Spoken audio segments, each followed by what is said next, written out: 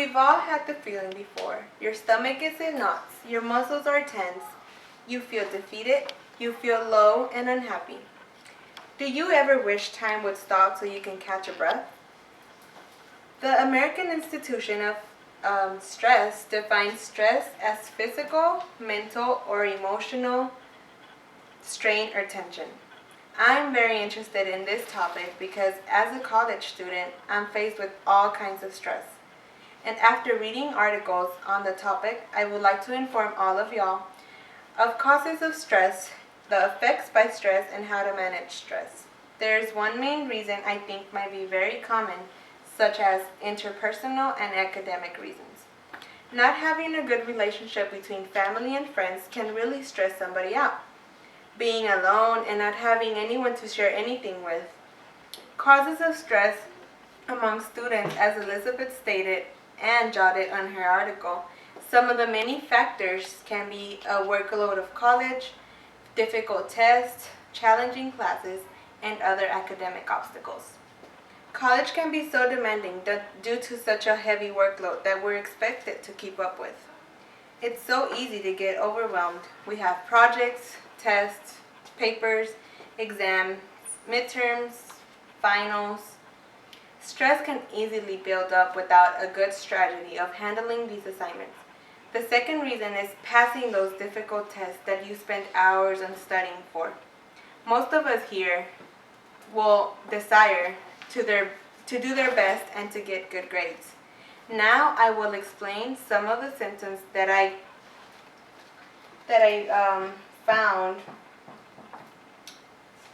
found most common. The most common symptom is fatigue. We get tired easily, having a fast heart rate, getting headaches, and having an upset stomach are other symptoms caused by stress. Even change in weight and having trouble sleeping can be very major symptoms. Us as college students sometimes do not know how to reduce our stress, and usually we do it the negative way. There are some negative coping techniques. Smith and Segel report that negative coping techniques may relieve stress, but most often only temporarily relieve stress. It does more damage than good to the body. Research shows that many of us will smoke, drink, over or undereat, and use pills or drugs to relax. Just as we all think these negative techniques will make your stress go away, there are some positive coping techniques as well you can use. According to the article, Stress Management on WebMD, writing and letting your feelings out can help a lot. Why not keep a journal? Writing makes you feel more relieved and it allows you to pinpoint any trends you see in your stress. Exercising is another positive way to deal with it. Incorporating exercise not only does it release stress, but it takes your mind off of problems and, not to mention, is good for your body. Smith and Segel provided the 4A strategy. Avoid, alter, adapt, and accept. Avoid unnecessary stress that you don't need in your life. Alter the environment, meaning be willing to compromise and manage your time. Adapt and focus on the positive and look at the big picture. And lastly, accept. Accept the things that you cannot change. Look for the positive in them. Do not dwell on negative and learn to forgive. In conclusion, we cannot ignore the fact that stress occurs in our lives. Regardless of the reasons, we have to manage it one way or another. Above all, I hope you all take away some useful tips to deal with your stress so that college is more enjoyable and life. Stress can be dangerous, but you just need to relax. Thank you. Do you guys have any questions? Does stress cause waking?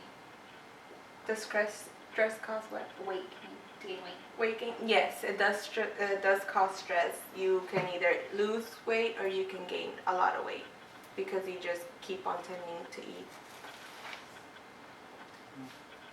Does stress cause acne to come up in any part of the body?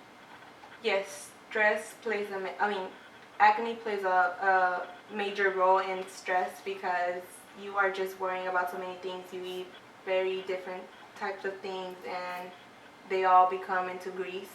So Kind of like you don't take care of yourself. you don't take care of yourself, yes. I have a question. Is stress, does it cause any type of sickness or illness besides depression? Yes, it does. As you mentioned, depression is one, and you get pain in your head, so you get major headaches. So all that builds up.